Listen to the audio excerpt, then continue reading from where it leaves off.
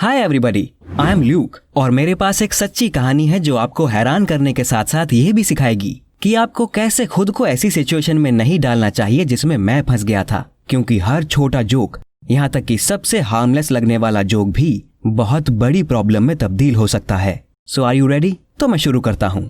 मैं एक middle class family से हूँ। मुझे अच्छी एजुकेशन देने के लिए मेरे पेरेंट्स ने पूरी जिंदगी मेहनत की।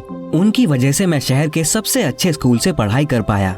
स्कूल पूरा करने के बाद मेरे डैड ने अपनी शॉप बेच दी ताकि मैं कॉलेज जा सकूं। इस तरह मेरा देश की सबसे अच्छी यूनिवर्सिटीज में से एक में एडमिशन हुआ। मेरे पास ज्यादा पैसे नहीं थे, इसीलिए आप मुझे गरीब स्टूडेंट कह सकते हैं। मैंने यूनिवर्सिटी के दूसरे लड़के लड़कियों के साथ मिलकर रेंट पर एक अपार्टमेंट लिया और वहाँ रहने लगा। वहाँ काफी सारे लोग थे। मेरे पास डॉर्मेट्री का सबसे छोटा कमरा था, लेकिन ये सबसे अलग था। बड़ा कमरा 3 खूबसूरत लड़कियों जैकलीन, एमिली और मैरियान ने लिया था। बाकी के कमरे दूसरे स्टूडेंट्स के पास थे। हर वीकेंड हम अपने कॉमन लाउंज में पार्टीज करते थे। भले ही हम अमीर नहीं थे, फिर भी हम काफी मौज मस्ती करते थे। पैसे कमाने के लिए हम सब पार्ट टाइम जॉब्स करते थे। कोई स्कूटर पर पिज्जा डिलीवर करता था, कोई स्ट्रीट परफॉर्मर था। मैं खुद भी कंप्यूटर पर थोड़े बहुत काम करके कुछ पैसे कमा लेता था। एक दिन मुझे एक छोटा सा सीक्रेट पता चला। हमेशा की तरह मैं शाम को इंटरनेट सर्फ कर रहा था कि तभी मुझे दीवार की दूसरी तरफ से अपनी नेबर्स की खिलखिलाती हुई आवाजें सुनाई पड़ी। वो क्या कर रही थी? मैं काफी क्यूरियस था, इसीलिए मैंने धीरे से उनके कमरे का दरवाजा खोला और क्या देखता हूँ कि oh my God, Jacqueline, Emily और मैरियान तीनों अपने अपने लैपटॉप के सामने बैठकर किसी से बातें कर रही थी और वो बहुत सिडक्टिव लग रही थी। उन्होंने मुझे नहीं देखा, लेकिन मैं उन्हें देख रहा था और मुझे पता चल गया कि मेरी नेबर्स वेबकैम मॉडल्स हैं। इन मॉडल्स को इंटरनेट पर आदमियों से बात करने के बदले में कुछ रिवॉर्ड मिलते हैं। मैं वापस अपने रूम में चला आया। मैं काफी क्यूरियस था, इसीलिए मैंने उस वेबसाइट पर रजिस्टर किया जिस पर वो लड़कियां काम करती थी। ऑफ कोर्स मैंने ये एनोनिमसली किया और मेरा निकनेम था वेल विशर। वहाँ मैंने अपनी नेबर्स को काम करते हुए और हॉर्नी यूजर्स को मैनिपुलेट करके उनसे पैसे निकलवाते हुए देखा। मैंने देखा कि बहुत सारे लोग उन लड़कियों से आमने सामने मिलना चाहते थे। वो जैकलीन से उसका फोन नंबर मांगते थे, एमिली से उसका एड्रेस पूछते थे और मैरियान से उसके कॉलेज के बारे में पता लगाने की कोशिश करते थे। जाहिर तौर पर वो लड़कियां अपने प्राइवेट इन्फॉर्मेशन सीक्रेट रखती थी और किसी को कुछ नहीं बताती थी। मैंने बस मजाक में सबसे एक्टिव यूजर को मैसेज करके कहा कि मेरे पास जैकलीन का नंबर है और मैं उसे ये $100 में दे सकता हूँ। हैरानी की बात यह है कि उसने कुछ सोचे समझे बिना मुझे पैसे ट्रांसफर कर दिए। इसके बाद मैंने थोड़े पैसे कमाने का प्लान बनाया। मैंने कुछ और यूजर से पैसे लेकर उन्हें उन लड़कियों के नंबर दिए। 1 घंटे बाद ही मेरे अकाउंट में अच्छे खासे पैसे जमा हो गए थे। उस तरीके से पैसे कमाना दूसरों के लिए एसेज, टर्म पेपर्स लिखने से कहीं ज्यादा आसान और तेज था। उस शाम जब मेरी नेबर्स के पास स्ट्रेंजर्स के कॉल आने लगे, तब हमारे अपार्टमेंट्स में बहुत अफरा तफरी मच गई थी। जैकलीन, एमिली और मैरियान इस बात को लेकर बहुत नाराज थी कि कोई उनका पर्सनल डेटा लीक कर रहा था और अब उन्हें अपने नंबर्स बदलने पड़ेंगे। मैंने उनका सपोर्ट किया और कहा दूसरों के सीक्रेट्स बताना बहुत गलत बात होती है, ना जाने ये कौन कर सकता है। और उस टाइम मेरी जेब में वो पैसे पड़े हुए थे जो मैंने अपनी नेबर्स के सीक्रेट्स बेचकर कमाए थे। कुछ दिनों बाद हमने अपने फ्लैट पर एक छोटी सी पार्टी रखी। उसमें हमारी यूनिवर्सिटी के बहुत सारे स्टूडेंट्स आए थे। सभी लोग बातचीत में लगे हुए थे और मस्ती कर रहे थे। मैंने उस सिचुएशन का फायदा उठाकर अपनी नेबर्स से उनके फोन नंबर और दूसरे पर्सनल इन्फॉर्मेशन निकाल लिए जिन्हें मैं बेच सकता था। मैं इस बात को लेकर बहुत कॉशियस था कि उन्हें किसी चीज की भनक ना लगे और उन लड़कियों ने मुझे अपने बारे में बहुत सी इंटरेस्टिंग चीजें बताई। उस शाम उनके सीक्रेट्स बेचकर मैंने और भी ज्यादा पैसे कमाए। मैं उस वेबसाइट पर एक तरह का सेलिब्रिटी बन गया था जिस पर वो काम करती थी। यूजर्स के बीच एक सीक्रेट वेल विशर की अफवाह फैल गई थी। मुझे एक ऐसे इंसान की तरह देखा जाने लगा जो लड़कियों की इन्फॉर्मेशन निकाल कर दे सकता था। अगले दिन एक यूजर ने मुझे पर्सनल मैसेज भेजा। उसने मुझे बताया कि उसे एमिली बहुत पसंद है और उसने मुझे उसके बारे में कुछ पर्सनल इन्फॉर्मेशन देने के लिए कहा। उसने कहा कि वो मुझे अच्छे पैसे देगा। मुझे वो मिल गया जो मैं चाहता था, लेकिन तभी मेरी नजर उसकी सोशल प्रोफाइल्स की एक लिंक पर गई जिसे उसने गलती से छोड़ दिया था। उस पर क्लिक करते ही मैं हक्का बक्का रह गया। वो हमारी यूनिवर्सिटी का एक प्रोफेसर था। मुझे जानकर अजीब लगा कि वो ऐसी वेबसाइट्स पर अपना टाइम स्पेंड करता था। इसके अलावा उसकी एक वाइफ भी थी। मैंने उसकी गलती पकड़ ली थी और अब मुझे इसे यूज करना था। अगले दिन मैंने उसके ऑफिस में जाकर उसे हमारी कॉन्वर्सेशन दिखाई, जिसे देखने के बाद उसका चेहरा पीला पड़ गया और वो बहुत डर गया। वो गिड़गिड़ाकर मुझसे कहने लगा कि प्लीज इसे किसी को मत दिखाना। मैं मान गया, लेकिन मैंने उसे मेरी स्टडीज में हेल्प करने के लिए कहा ताकि मुझे कोई प्रॉब्लम ना हो और मुझे केवल स्ट्रेट एज मिले। ऑफ कोर्स वो प्रोफेसर मान गया। इस तरह मैंने न केवल आसानी से थोड़े पैसे कमाने शुरू कर दिए, बल्कि मुझे क्लासेस छोड़ने का भी मौका मिलने लगा। अब मैं अपने लिए जिंदगी की सुख सुविधाएं अफोर्ड कर सकता था।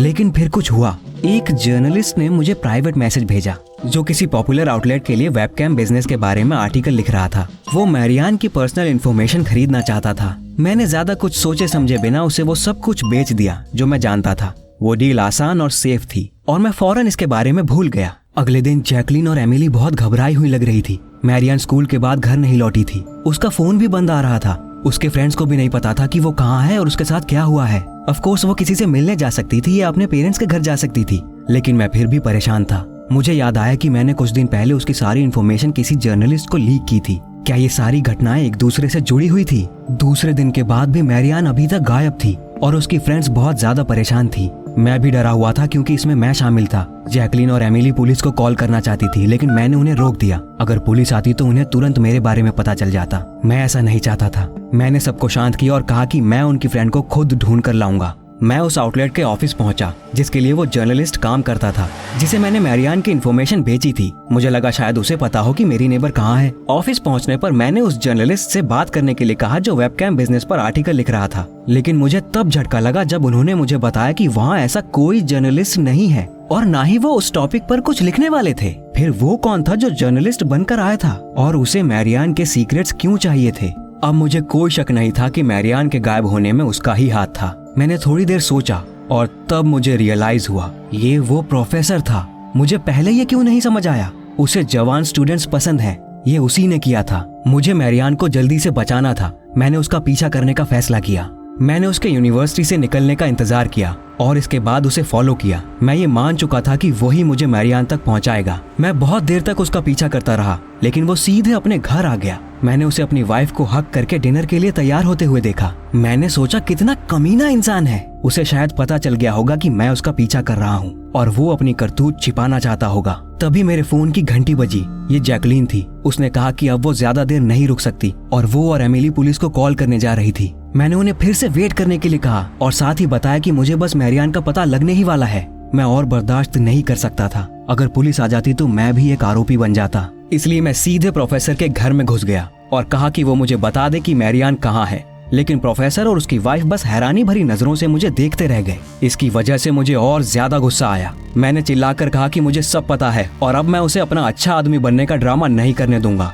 मैंने उसकी वाइफ को बता दिया कि वो वेबकैम वेबसाइट पर क्या करता था और किस तरह से वो मुझसे एक स्टूडेंट की इन्फॉर्मेशन खरीदता था। मैं प्रोफेसर के कन्फेस करने का इंतजार कर रहा था, लेकिन वो बस और ज्यादा गुस्सा होता जा रहा था। मैंने उससे कहा कि मैं उसे मार मार कर उसके मुंह से सच उगलवा लूंगा। तभी अचानक मेरा फोन बजा। फिर से जैकलीन का कॉल था। उसने कहा कि मैरियान मिल गई है, वो घर आ गई थी। उस न्यूज ने मुझे बिल्कुल सख्ते में डाल दिया। मैंने गुस्से में तिलमिलाए हुए प्रोफेसर की ओर देखा, लेकिन मुझे समझ नहीं आ रहा था कि मैं उससे क्या कहूँ। इसलिए मैं वापस घर की ओर भाग पड़ा। जब मैं वापस घर पहुंचा तो वहां पर बहुत सारे स्टूडेंट्स मेरा इंतजार कर रहे थे। मुझे देखते ही उन सबने चिल्लाकर कहा सरप्राइज। सब लोग जोर जोर से हंस रहे थे, मेरा कंधा थपथपा रहे थे। ये क्या हो रहा था? मेरी तीनों नेबर्स मेरे पास आई। उन्होंने मुझे बताया कि उन्हें पता था कि कौन उनकी पर्सनल इन्फॉर्मेशन बेच रहा था और मैं ही वेल विशर था। इसलिए उन्होंने मेरे साथ एक छोटा सा प्रैंक करने का सोचा ताकि मैं आगे से ऐसा ना करूं। मैरियान 2 दिन तक कैंपस में थी और उसके दोस्तों ने भी उसके गायब होने की स्टोरी में उसका बखूबी साथ दिया। मुझे छोड़कर बाकी सब लोग हंस रहे थे और कह रहे थे कि प्रैंक बहुत अच्छा गया, लेकिन मेरे चेहरे से हंसी गायब हो गई थी। यही पूरी कहानी है। मेरी छोटी सी ट्रिक ने मुझे इतनी बड़ी मुश्किल में डाल दिया था। ऑफ कोर्स मैंने उनके सीक्रेट्स बेचने बंद कर दिए। सच कहूँ तो अब उनके साथ एक ही अपार्टमेंट में रहना अजीब लगता है, क्योंकि मैंने जो किया वो बहुत गलत था। साथ ही मुझे यूनिवर्सिटी से भी कॉल आई थी और वो मुझे प्रोफेसर से जल्दी मिलने के लिए बोल रहे थे। लगता है मैं बड़ी मुसीबत में फंस गया हूँ। आपको क्या लगता है मेरे पेरेंट्स क्या बोलेंगे जब उन्हें पता चलेगा कि मुझे यूनिवर्सिटी से धक्के मारकर निकाल दिया गया है? कमेंट्स में मुझे बताएं और सब्सक्राइब करना ना भूलें। क्या पता मेरी किस्मत साथ दे दे और सब कुछ ठीक हो जाए।